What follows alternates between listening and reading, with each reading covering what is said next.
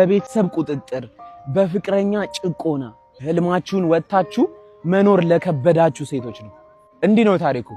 አንድ እህታችን ነበረችና በቃ በጣም ቆንጆ የምትባል አይነት ሴት ናት።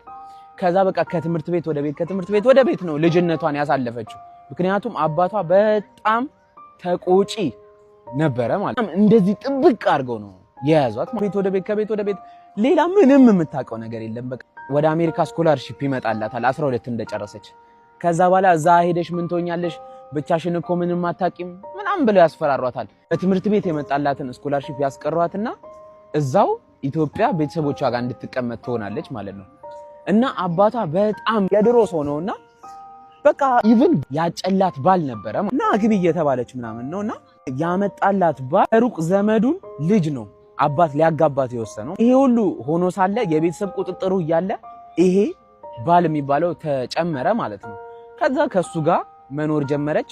አባትም በዘመድ ስለሆነ ያገናኛት በቃ አመነና ወደሱ ገባች ማለት ነው።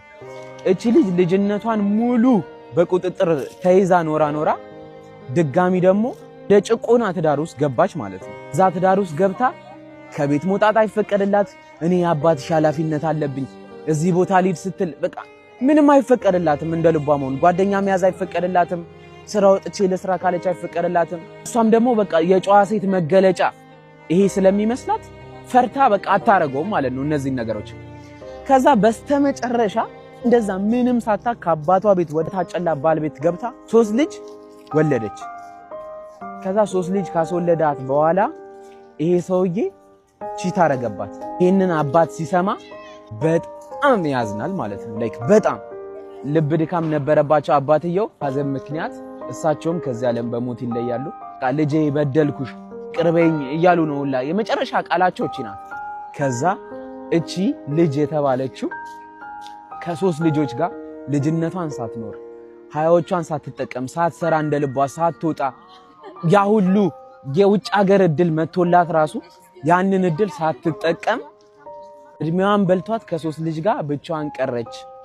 አብዛኞቻችን እንደዚህ አይነት ታሪክ እናውቃለን። አበሻ ኮሚኒቲ ውስጥ ሴት ልጅ ጨዋ ናት ተብላ የምትገመትባቸው ነገሮች ወጣ እንዳትሰራ፣ የሰው ወሬ፣ ስድብ፣ በጣም ብዙ ችግር ነው የሚያስተናግዱት ከቤተሰብ ከጓደኛ ከዘመድ።